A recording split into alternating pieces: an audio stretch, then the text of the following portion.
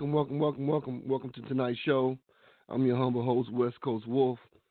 Tonight I'm talking to you about a very special skill set, a very special um, way of viewing life, and being willing to push forward and push through any type of obstacle you may be in your way versus something we call a talent or a skill.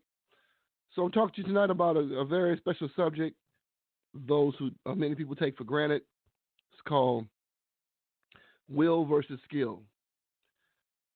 Who are your primary black community members? I feel like a lot of people today in the community, those who are both activists and also people who profess to be very talented, a lot of times we're looking for the wrong type of people to join our movement, to join our program, to join our group, community. A lot of people get caught up in a lot of people who have certain types of talents or skills, and they feel like these are the people they should be trying to recruit for the group, for the movement. And I'm going to tell you, I believe a lot of times you're going to be wrong about that. Because those very people you feel like should be a part of your movement, should be part of your circle, who have a lot of skill, also don't have the will to do the work. So I'm going to discuss that tonight very briefly. We're going to talk for a minute. I'm not going to keep you guys too late. But I do think we need to go over this to clear a lot of misconceptions on recruiting people, sorting people to join you in your movement to rebuild the village. I feel like too many people put an abnormal priority on skillful people to join the movement. So I'm going to discuss and argue the point that you may be overlooking some very good people due to the power of people who have the will to follow and not and no foreseeable skill required, so you may think. So, for example, you have two types of people. Many times you watch a lot of movies, but a lot of times things are based on true stories. People get lost in the woods, things of that sort. One person may have a certain skill set, and the very person you think that was not going to make it because they didn't have a certain particular skill set, they survived. How do they do that? How do they survive? I'm going to tell you why. Because some people have a will to live, a will to succeed. Me and a couple of my friends, we went actually to a survival training course. Okay. And the man was talking about how being trapped in the woods, sometimes, people die maybe a mile or two off course trying to find their way back to society in the woods. And he talked about a lot of people just give up. And tonight is kind of like that. We're talking about the will to push forward. And, I met a lot of people, family, in this time period that we've been undertaking this show in the last year or so.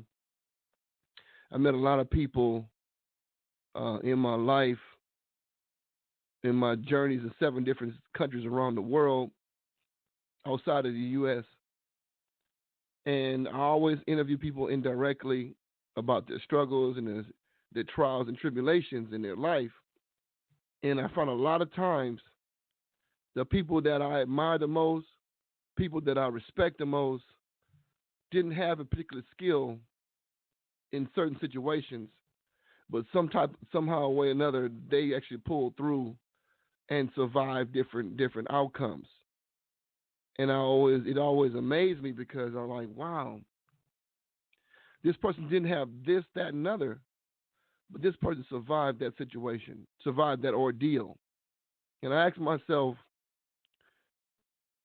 are many of our people who consider themselves community activists, many of our people who consider themselves black community members, pro-black, etc.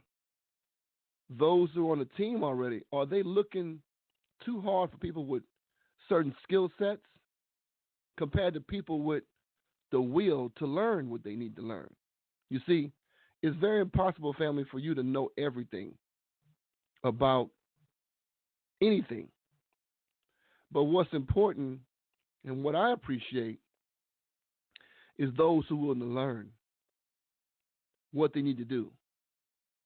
Because I can sit here and broadcast to you and talk to you about how much I know about a particular subject. But what's more important is what I'm willing to learn about a particular subject. A lot of people, family, we live in a fast food society, and a lot of folks actually have gotten lazy about learning new skills, new things. And to me, I'll tell you right now, at this point, I would rather find somebody who is not that knowledgeable in a particular area, but who is willing to learn the skills needed to be good in a particular area. Because I tell you right now, there's a lot of people who like to play background, but they'll do the work in the background. A lot of people who you don't hear about, who don't get a lot of respect, who don't get a lot of recognition for what they do in the background, but they put in the work. You got people with all these degrees, and like it's like Dr. Umar, what he said, and I kind of see that shape taking place. You meet a lot of people in the black community who got all these degrees and who got all these different accomplishments, but you know what? They're so comfortable in a white supremacist society in corporate America or whatever. They're not going to stop doing what they're doing to get off their high horse to help rebuild the village because they have a comfortable job. They have a comfortable lifestyle. So how are these people going to really,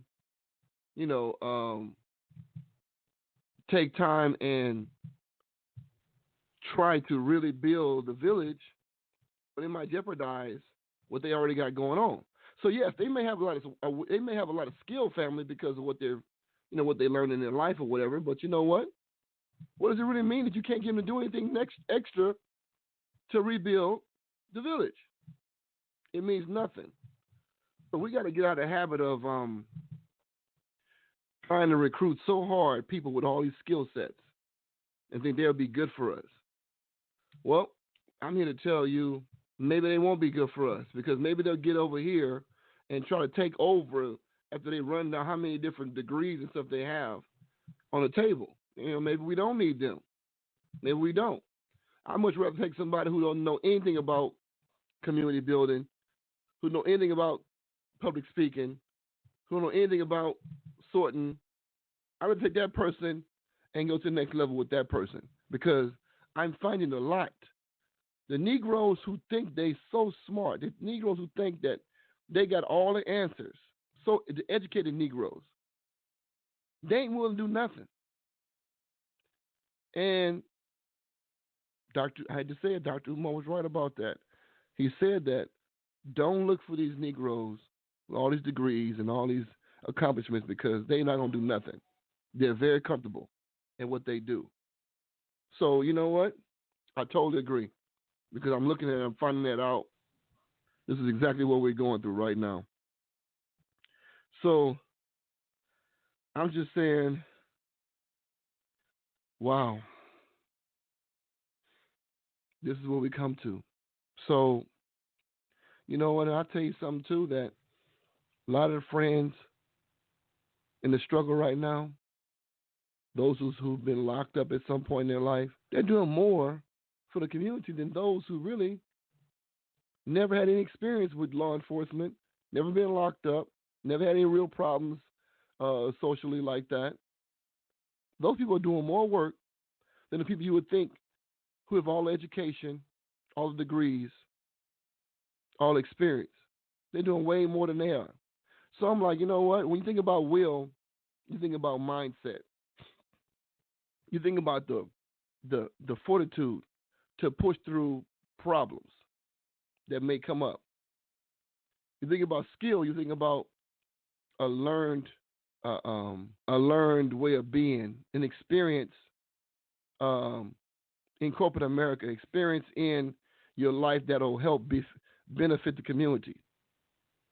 So it's like one is something a defined set of talents or accomplishments, and the other one is total mindset and hard work, work ethic. So I'm telling you that it's going to be easier for you to find people with will in the common folk. That is to find people who are being accomplished in corporate America by white society because they're too comfortable. And I tell you what, I'm telling your family right now, you're going to see a shift. You're going to see a shift of the way things are running in the local community in the next couple of years.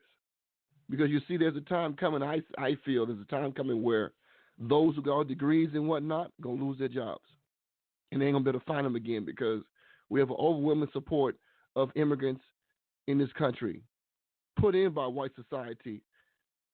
And they're going to want to use those people over our people for these jobs that people may hold right now. And a lot of folks ain't going to see that right now. They're not going to see it. They're not going to see it until the day they get their walking papers in society. That's when they're going to see it. So I'm asking people right now, are you prepared to deal with that? So, it's like,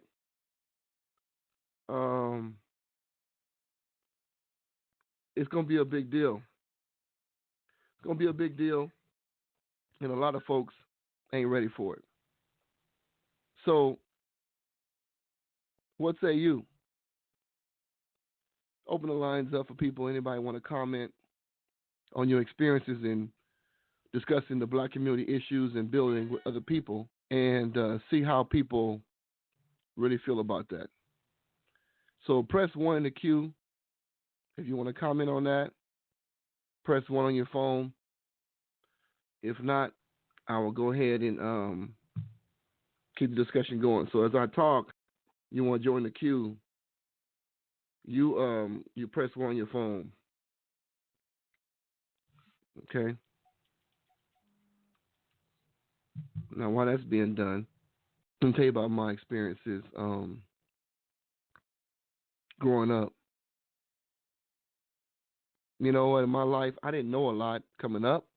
My parents, they taught us best they could. But it's kind of like I went through trial. I grew up a lot of trial and error, and bumped my head a lot of times on a lot of different things.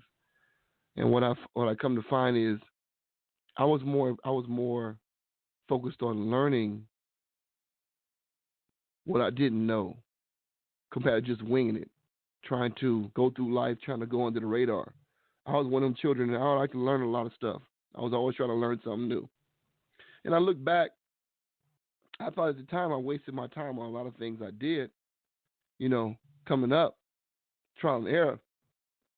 But as an adult, I look back, the things that I learned as a child, I see grown folks don't know it today. I see today people don't appreciate certain things in life, like having manners, like looking out for the elderly, like driving your car, common courtesy, letting people come over in the lane or at a stoplight, letting people go through the crosswalk. People lost common courtesy today. Those things I learned at an early age. I mean, I was taught common courtesy, and then to the next level, because of the way my family was, I spent my time going out of my way to do for other people. People don't do it today. You might think that this is something we in the society is so barbaric now that people don't care about nothing or nobody, no matter what they do, and you think they don't have no home training today. Well, you know what?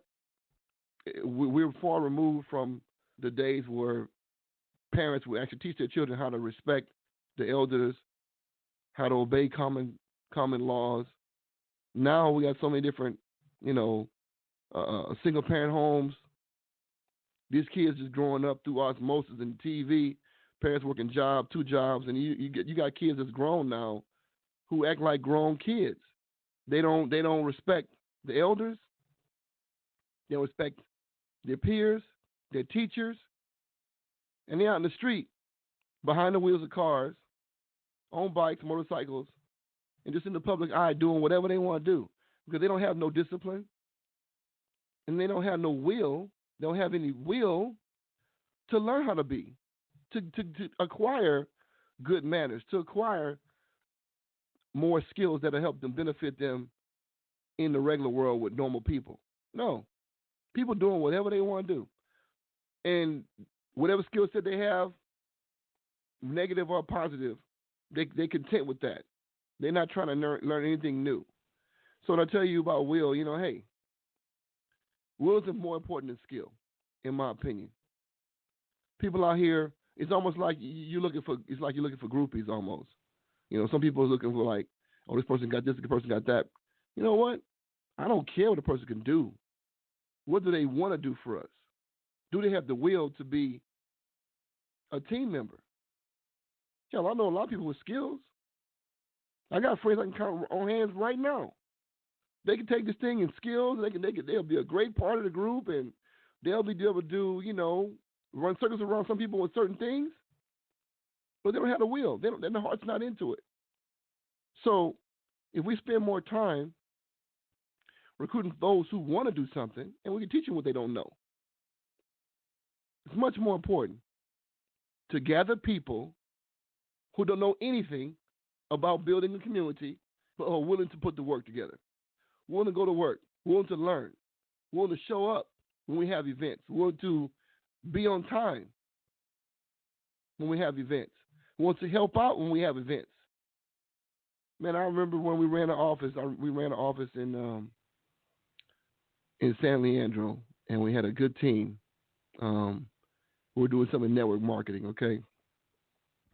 And I'm going to tell you right now, my team was the best. We had the best team. We had the best team in the Bay Area, period. Though folks had a lot more money than we had, but we had the best team because most of the people that I had on my team, they came to me not knowing anything about presenting, public speaking, and I taught them what they need to know. And we can go anywhere, any given time. We drilled like Navy SEALs in my office. We drilled like Navy SEALs over there. Any one of my members could go anywhere and shut anybody down presenting the business that we were doing at the time. I'll do anybody. I made it my point to be the best. We were the best. Matter of fact, I heard people saying they were jealous of the team because of what we had done in a short period of time over our own office and stuff. But like I said, it's not always important to have folks with skill on your team. I feel like in this struggle that we go through rebuilding the village, you will find the right people. There's something called 6 degrees of separation. That means that 6 people away from you, you know people in common. But also, if you keep pushing and pushing and dealing with common people, some common people know some very important people, those that would help you move and build. But you know what? We all want something fast overnight. Well, it don't work like that. Okay? Rome wasn't built in a day. And we got to understand something, family. Whatever we try to do in the community building, white supremacy has a 400-year head start on you and I. So you'll be dealing with some brainwashed people, some conditioned, corrupted people, corrupted minds people, okay? They may not have the skill set that you would like them to have up front, but they will come to you, some with the will to learn. That's very important. I never put anybody down by what you don't know.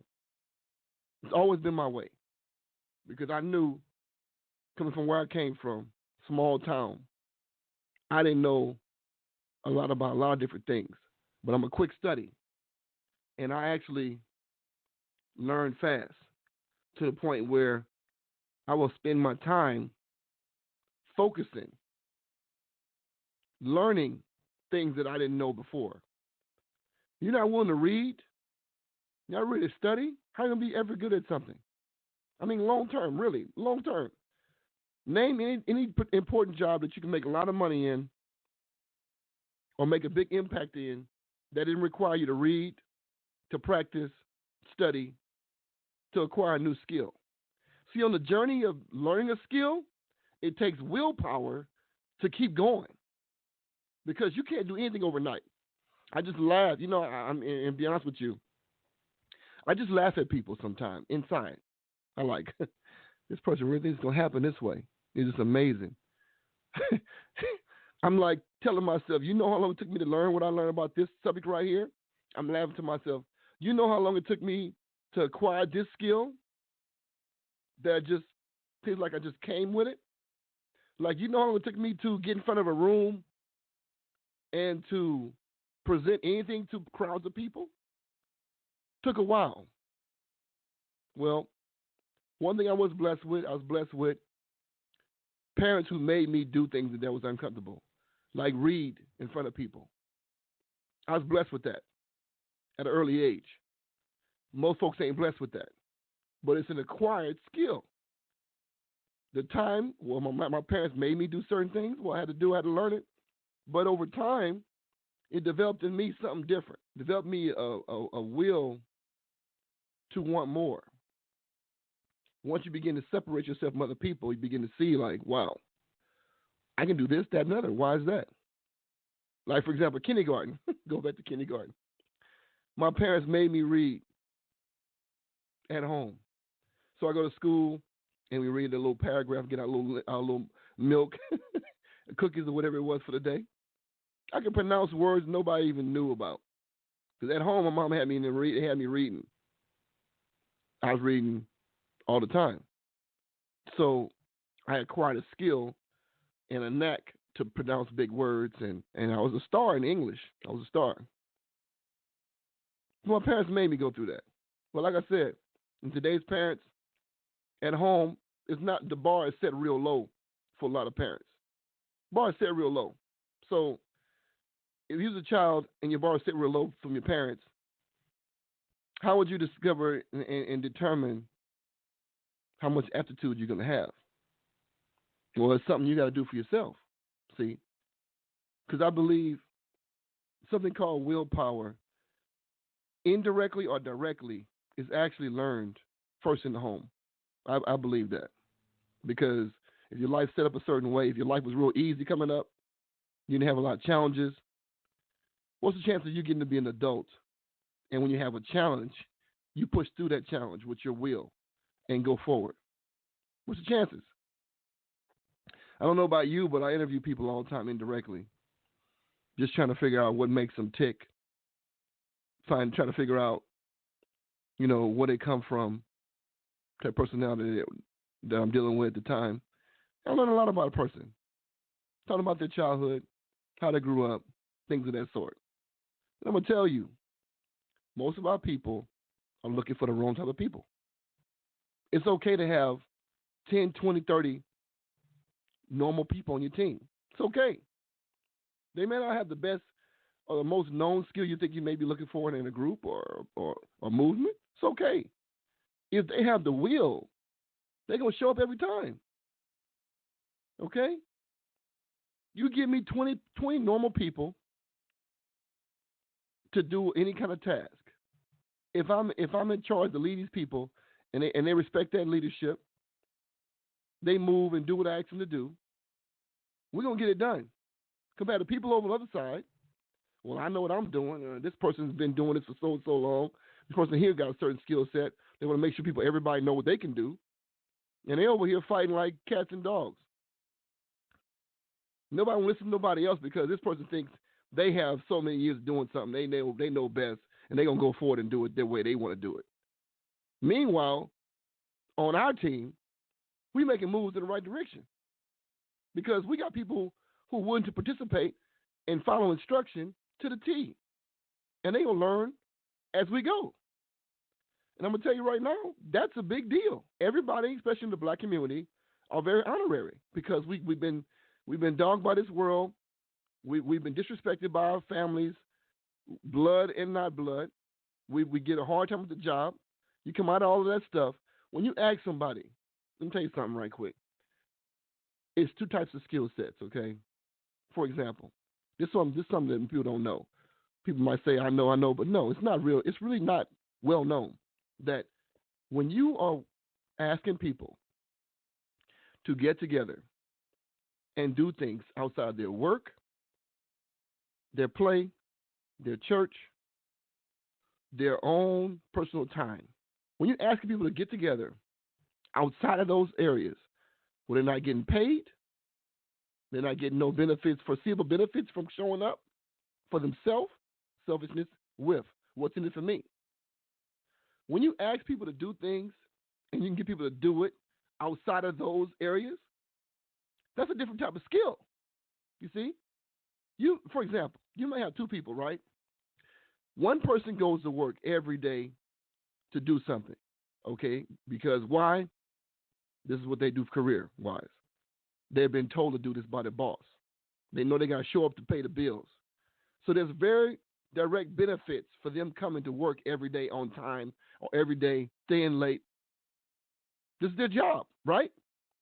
Now, you ask a person to do something outside of their normal daily routine that they're not getting paid for.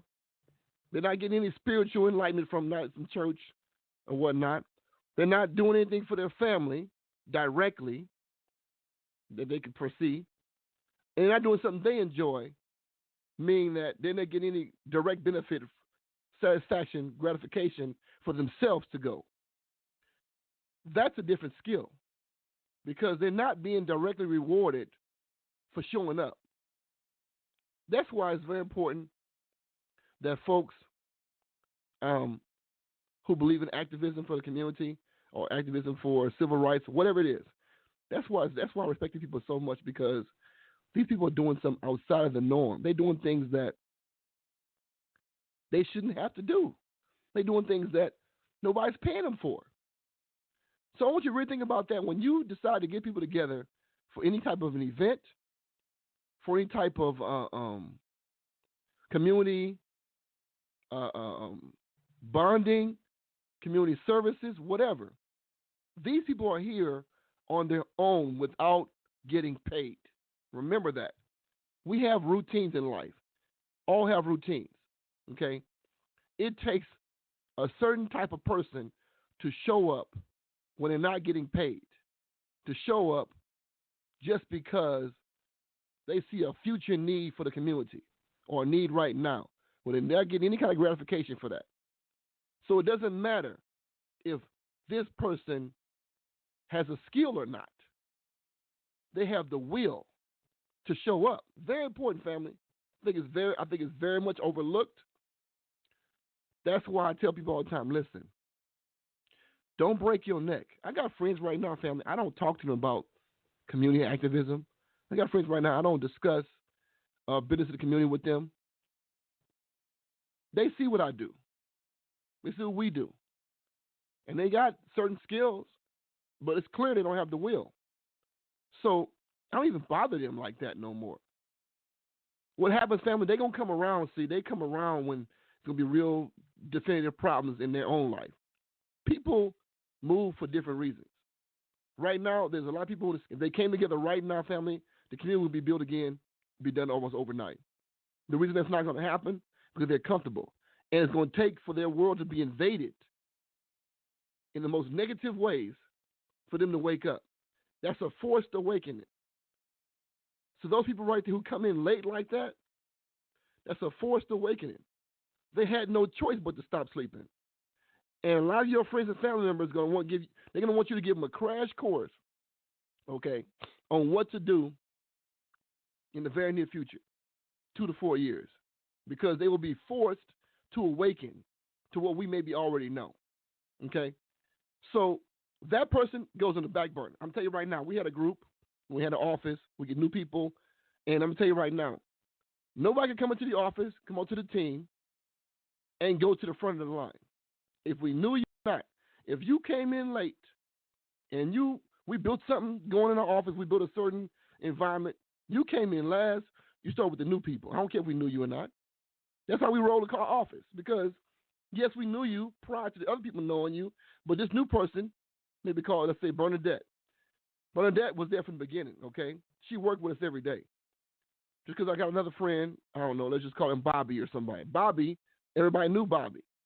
Bobby was everybody's friend before our business adventures or whatever. But Bobby decided he wasn't going to join us till later on when he felt out of desperation he needed a plan B or something, right? So Bobby came to the office and trained with us and worked with us. Well, Bobby he might have been our friends, but Bobby didn't get the special attention from us. Bobby started with the new people. That's how we dealt with it. Because Bobby didn't quite appreciate the work that we'd already done. I'm telling folks right now, I don't reward people because I know you. You put some work in, we reward you for that. But just because you come in and we know you, I'm not going to put you ahead of somebody who's been working with us the whole time. Whatever we need to get done. Because that person has the willpower to learn what they don't already know. Whereas Bobby may know things he can come in and get the ball and hit the ball, get the ball going and running. Hit the pavement running. Because he already knew what to do. But he chose, at the time, his will wasn't there. He didn't mind. Hey, I'm doing good. So when he shows up finally, no, you're not going to be ahead of Bobby. Bobby, you're not going to be ahead of Bernadette. Because Bernadette can't put the work from the beginning. So with that, family, let's discuss what you know about will and skill. And how do you choose people to join you in your journey in the black community? We got about 23 minutes, and we'll call it a day. So press 1 to queue. Some folks may have came in late. We're talking about will versus skill, and who are your primary black community members? Okay, I see somebody want to say something here. 9339. Hello. Welcome to the call. Hello. Thank you very much. Mm-hmm. Can you hear me? Yeah, I can hear you. Okay, so I agree. Basically, will versus skill, that there are, people who are teachable. I much prefer to work with as well, because oftentimes people that do have the skill, you can't tell them anything. Or they, like you said, kind of want to come in and move up the ranks or push other people out the way because they have that experience and that skill already. So I agree with the way you deal with it. And on another note, I was late on the call because I didn't think we were having one today, because you said last week you were going to go to every 2 weeks. So I thought we weren't meeting tonight. No, I said the first and third Monday of the month. Today is the first Monday of the month. Okay, I thought it was just every 2 weeks. So okay, no, it's first and third Monday. So thank you. Mm-hmm. Okay, and then finally, I wanted to know if you went to that a meeting at the Oak Stop, if you mentioned that in the beginning or not, and if you care to elaborate about that or not. The meeting at the Oak Stop, that is actually wasn't that yesterday? No, it's tomorrow. Which one are you talking about? There's always a meeting at the Oak Stop.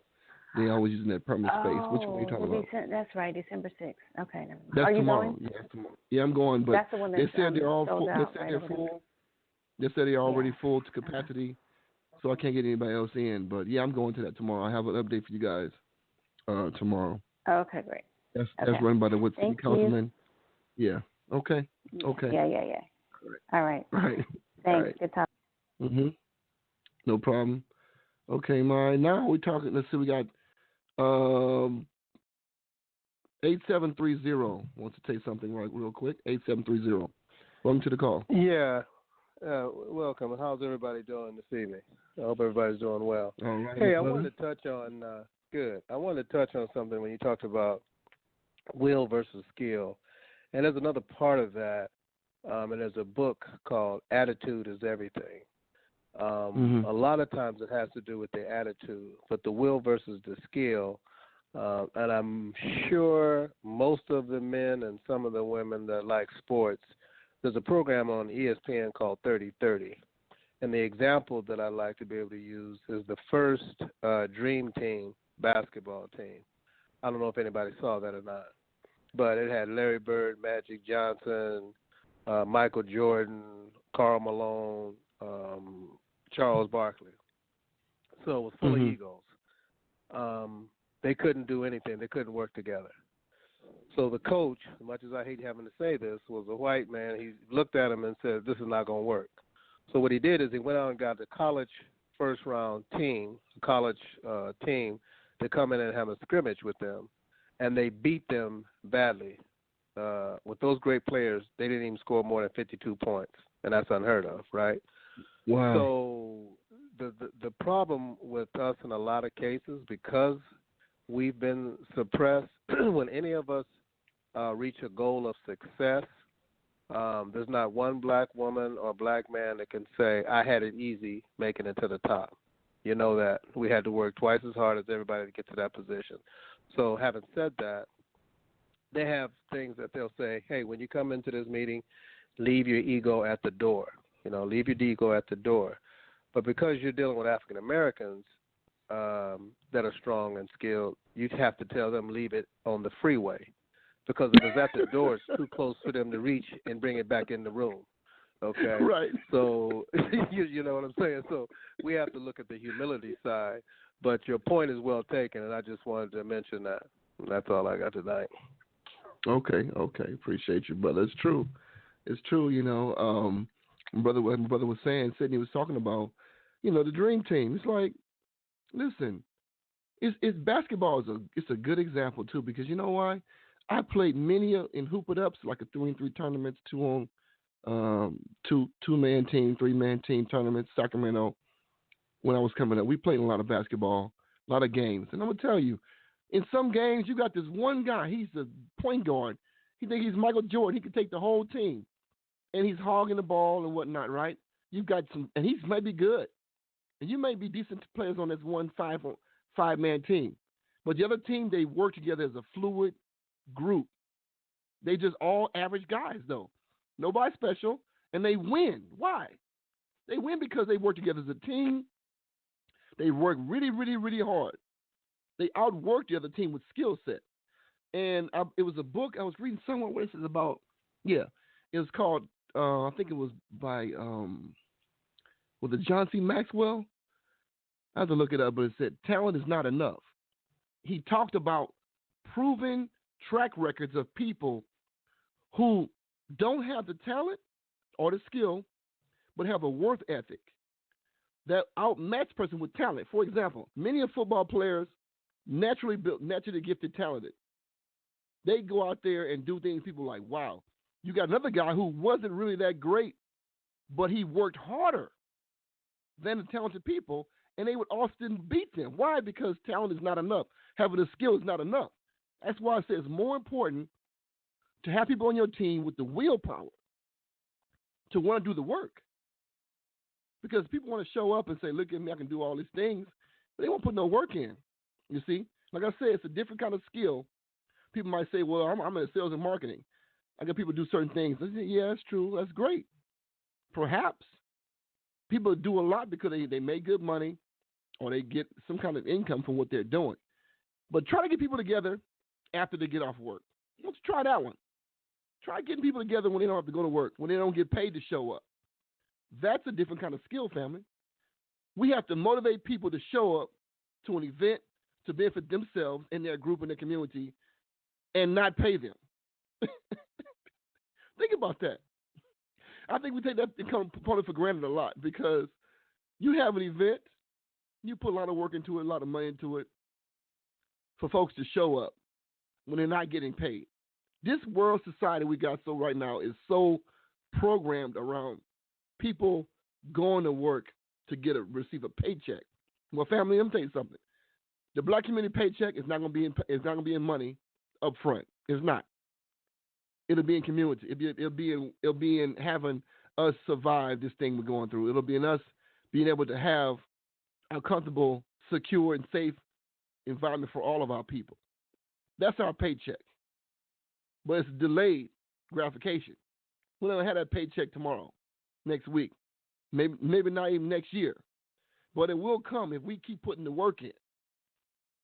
So I want to tell you guys with that, I'm going to leave you guys with that tonight, that we have to put the work in, family.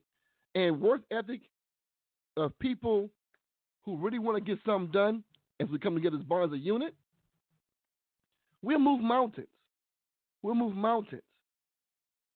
But you're not going to see that paycheck, that delayed gratification paycheck for us in the community if we all, and you're not going to see that paycheck even more so if you get people in your circle that you got to drag and pull on to do normal stuff for the community. That's why I said in the group that going forward, we're going to change a lot of things about the group. We're going to change a lot of things because we got to get some more serious people up in here. We don't have a lot of time to be messing around. Folks want to do the looky-loo thing or whatever just to be nosy. They're going to be gone. They're going to be gone, family. They're going to be gone. We love them, but we got to change things. And we got to, when we go out there looking for people to help us build our movement, make sure you're looking for people with willpower first. Please. Save yourself some time, energy, and stress. Look for people with will and not skill. Because we will find people with skill, or we will acquire the skills and train the rest of the group of what we need to know, those who are already here. But we cannot look for people with skill alone. That should not be our first priority. Because I can tell you right now, when you pull up any different movement, any team building activities, I can guarantee you, for the most part, most groups you're going to see, you do the survey of everybody in the room, most folks going to be in the room, not going to be really highly skilled people. You're going to find that most folks in the room, people who are highly willed people, who want to be there, who want to learn, who want a different lifestyle. Those people will be majority of people in the room. It will not be the high-level Dr. Umars and Dr. Boise Watkins people in the room. It's not. It's not. You're going to find mostly motivated, average people who want change, family. Those are the people who you build with, not the ones that with high-end PhDs and master's degrees and 30 years of experience making six-figure income. Those people are going to look for you to pay them to show up. They're going to look for you to give them compensation to get the information they have. And some rightly so. But the point is, they're not going to be there in your little city, in your little town, in the Bay Area when the work needs to be done. They ain't going to be there for you. They'll be there for the special events. You pay them, they'll show up.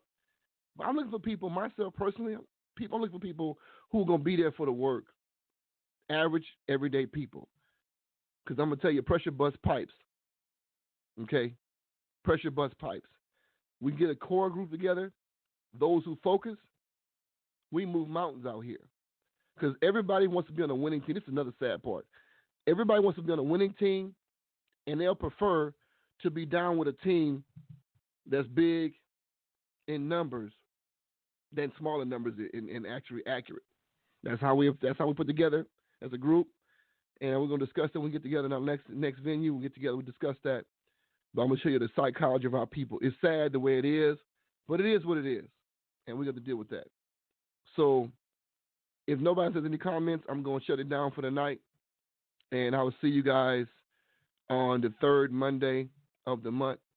Because going forward, we remind everybody who's listening right now, those who see us on YouTube, listen to us on YouTube, we're going forward. We're going to be doing the show every first and third Monday of the month. So follow us on Twitter at Bay Area Black. If you're on Twitter, follow us at Bay Area Black. Follow us on Facebook, the Bay Area Black Community. And follow us on YouTube, the Bay Area Black Community on YouTube. Like us and subscribe and comment in YouTube as we go forward, family. Be focused, be diligent, be vigilant, and look for the right types of people. Those with will, not skill. We'll take the skill, we get it, but primarily you should be looking for people with will. That's what's going to change society that we live in, family. Love you guys. Have a good night. Wolf out.